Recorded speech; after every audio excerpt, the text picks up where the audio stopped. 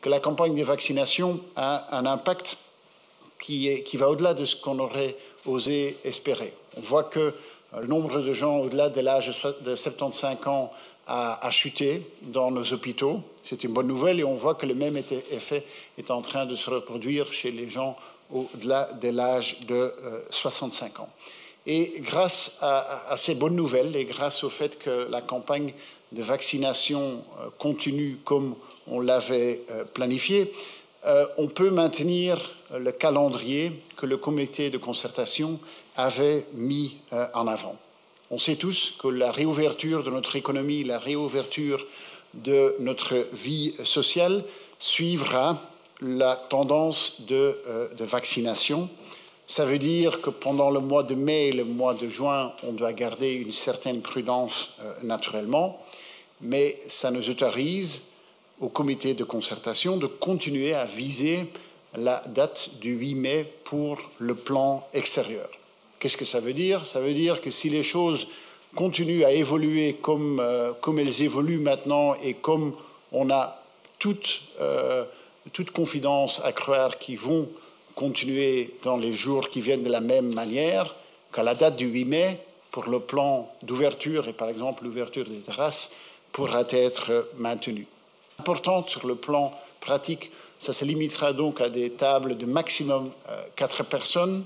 Seule exception, c'est s'il y a plus de personnes du même ménage entre les sièges de tables qui sont à des tables différentes. Il faut une distance maximum de 1,5 mètres.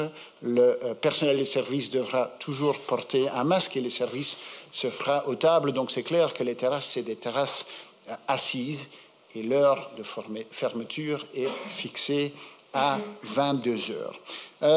Ces mesures sont naturellement d'une grande importance pour beaucoup de personnes et certainement pour tout le monde qui est actif dans le secteur de l'Horeca, et nous savons quels sacrifices ils ont dû faire pendant cette longue période de fermeture de 6 mois. Au niveau du gouvernement fédéral, des mesures ont été prises, mesures par exemple de réinstauration du taux de TVA de 6%, et je sais que les gouvernements régionaux ont aussi pris des mesures pour supporter le secteur de l'Horeca dans sa réouverture. Je suis convaincu que ceci sera une bonne nouvelle pour tout le monde du secteur, mais aussi pour nous tous, pour tous les Belges. Je pense que c'est un côté de joie de vie que nous allons retrouver. Cette concertation avait clairement comme but de pouvoir donner des perspectives nettes au secteur culturel et événementiel. Comme on l'a déjà expliqué auparavant, on fait une distinction entre les activités à l'intérieur et les activités à l'extérieur. C'est clair que les activités à l'extérieur sont plus sûres. Dehors, c'est clairement mieux. Les ministres présidents vous donneront plus de détails par rapport aux décisions qui ont été prises, mais je donne les éléments principaux. D'abord, pour ce qui concerne le mois de mai, donc à partir du 8 mai, nous avions déjà pris certaines mesures, que des événements à l'extérieur avec un maximum de 50% peuvent avoir lieu et qu'une série d'événements tests pourront avoir lieu à partir de la semaine prochaine, des événements tests qui, à eux, peuvent être des événements tests aussi à l'intérieur. Et donc le comité de concertation a confirmé ces décisions par rapport à partir du 8 mai. Pendant le mois de juin, nous passerons à une étape suivante, à condition qu'à ce moment-là, 8 personnes sur 10 dans la catégorie des vulnérables sera vaccinée et que si l'utilisation de capacités dans nos soins intensifs s'oriente vers un taux d'occupation de 500. À ce moment-là, on pourrait organiser à l'extérieur des événements jusqu'au maximum 200 personnes et à l'intérieur, des événements pourront avoir lieu, maximum à 75% de la capacité sécurisée d'une salle et aussi avec un maximum de 200 personnes. Il faut être clair que tous ces événements, c'est des événements où on doit respecter la distanciation sociale, c'est des événements où on doit utiliser des masques, etc. Donc, c'est des événements qui se feront dans un environnement très, très sécurisé. Et donc, ces décisions que nous avons prises aujourd'hui, qui sont des décisions avant l'été, nous permettront d'approcher sereinement le dernier tournant et le dernier tournant avant la dernière ligne droite. Mais tout le monde sait que quand il faut freiner avant le tournant. Il ne faut pas freiner dans le tournant. Et c'est pour ça que nous gardons quand même une certaine prudence par rapport aux décisions que nous avons prises. C'est pour ça que je voudrais encore ajouter deux choses avant de clôturer. D'abord, faites-vous vacciner. Si vous recevez une invitation pour vous vacciner, mais prenez le rendez-vous au plus vite que possible, il n'y a rien qui peut être plus urgent aujourd'hui de vous faire vacciner le plus rapidement possible. Vous faire vacciner pour vous protéger, pour retrouver votre liberté, mais surtout pour donner la liberté à nous tous. Parce que c'est le taux de vaccination qui est en fait déterminant pour donner de la liberté à l'entièreté de la population, aussi à des gens qui ne sont pas encore vaccinés. Merci, Monsieur le Premier ministre. Je dirais que le comité de concertation s'est déroulé d'une manière rapide avec un consensus qui a été vite trouvé. Et en réalité, on a écouté, bien entendu, le désir d'une plus grande liberté exprimée par nos concitoyens, un désir de travailler aussi. Et il faut tenir compte de la situation de la pandémie qui, malheureusement, reste dans nos hôpitaux une situation très délicate, très tendue. Il y a plus de 900 personnes dans les unités de soins intensifs et à peu près 3000 personnes dans les hôpitaux. Et bien entendu, ces nombres doivent diminuer. Si par malheur ils devaient augmenter, ce serait terrible à la fois pour les malades de la Covid, mais aussi pour tous les autres malades. Je pense des malades cardiaques, des malades qui ont des cancers, qui se retrouvent sur une liste d'attente ou qui pourraient se retrouver sur une liste d'attente. Et donc,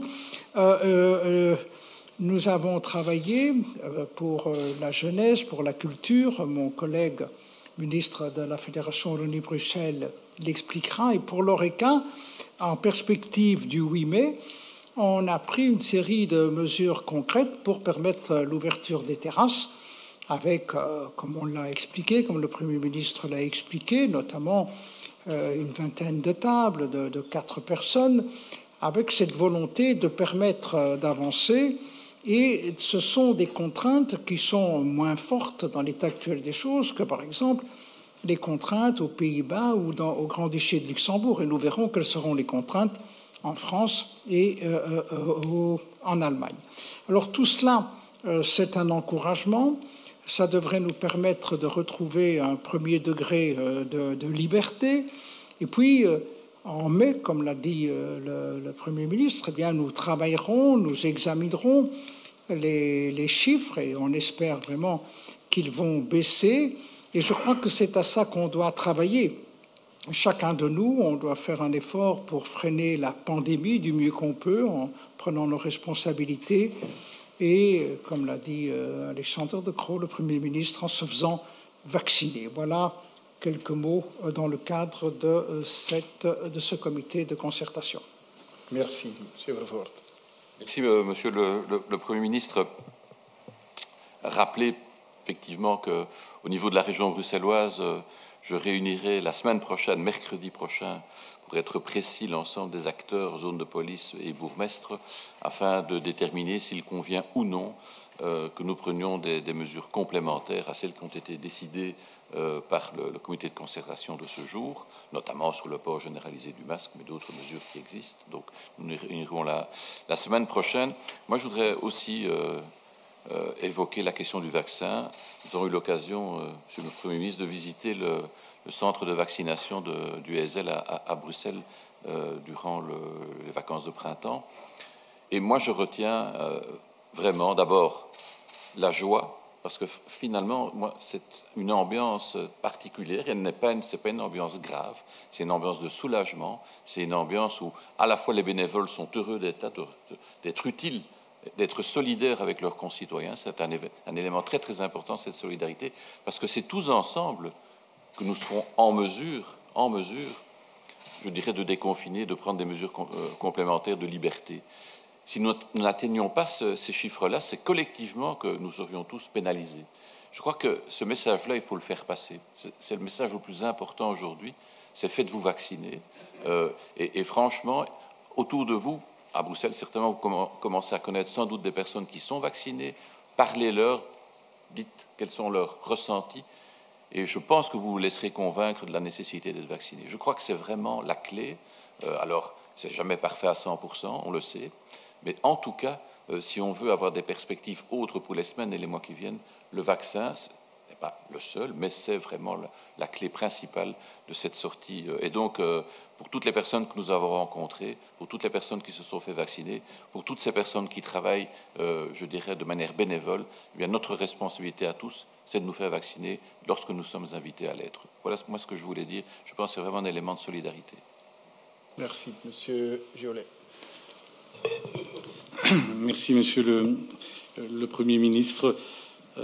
C'est clair que, en annonçant quelques nouvelles, elles seront toujours insuffisantes pour certains secteurs et pour certains de nos concitoyens. Et on mesure combien il est difficile de vivre avec ce virus depuis plus d'1 an aujourd'hui. Par rapport à la jeunesse, il a été donc décidé de maintenir les règles qui étaient en vigueur et à partir du 25 juin, c'est important de pouvoir avoir des activités avec 50 personnes maximum, que ce soit à l'intérieur et à l'extérieur, avec la possibilité de nuitée. Ça veut dire concrètement que déjà aujourd'hui, on annonce au mouvement de jeunesse et à tous les jeunes que les camps de vacances, que les camps d'été pourront avoir lieu. Alors, dans les conditions de l'année dernière, puisque c'était déjà des bulles de 50 jeunes, et on verra bien l'évolution épidémiologique et sanitaire et voir s'il est possible d'augmenter les bulles ou pas. Mais je pense que c'est un signal important que l'on devait donner à la jeunesse aujourd'hui. Un message aussi à la culture. À la culture, et je sais combien le secteur culturel, comme le secteur de l'ORECA, est en souffrance aujourd'hui. Secteur culturel qui aurait voulu reprendre ses activités dès le mois de mai en intérieur, mais comme Elio Di Rupo l'a dit, la situation dans les hôpitaux reste terriblement préoccupante. Et donc le 8 mai, ce sera à l'extérieur comme c'était prévu, mais avec la possibilité d'avoir des activités en intérieur à partir du mois de juin, avec maximum 200 personnes et 75% de la capacité des salles. Donc ça, je pense que c'est aussi une discussion avec le secteur qui peut aller dans le bon sens. Il nous a semblé qu'il était peut-être opportun, pour ne pas anticiper une réponse négative à l'organisation de certains événements au mois de juillet et du mois d'août, de postposer la discussion par rapport à juillet et septembre. On aura un comité de concertation le 11 mai, le 12 mai. Donc ce sera évidemment un sujet important. Et je rappelle que des tests seront possibles, des tests avec une approche scientifique dans différents domaines, et notamment le domaine culturel, événementiel et sportif. Et ces tests sont importants. Pas que ces manifestations vont pouvoir avoir lieu, mais simplement pour faire en sorte que dans les mois, je dis les mois à venir, j'espère ne pas dire les années à venir, mais on est incapable de le dire aujourd'hui, que le secteur de la culture puisse rester ouvert. On sait qu'on a dû le fermer aujourd'hui, mais cette approche scientifique nous permettra de continuer à maintenir ouvert, quoi qu'il se passera en termes épidémiologiques. Ça, je pense que c'est un élément très important parce qu'on considère la culture comme essentielle.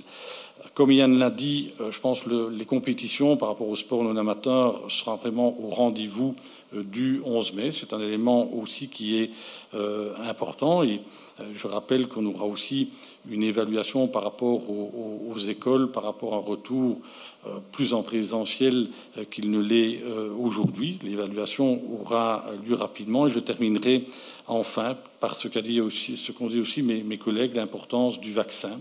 L'importance du vaccin pour retrouver une vie la plus normale possible, que nous espérons tous, mais aussi retrouver toutes nos libertés, mais aussi une solidarité intergénérationnelle.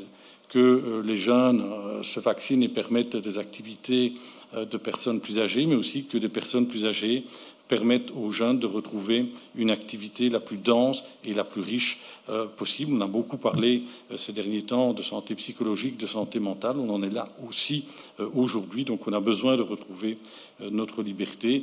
Et je pense que c'est aussi en se faisant au maximum vacciner, en essayant de convaincre ses amis, ses proches, les membres de sa famille de se faire vacciner, que l'on pourra avancer et vaincre au mieux cette pandémie.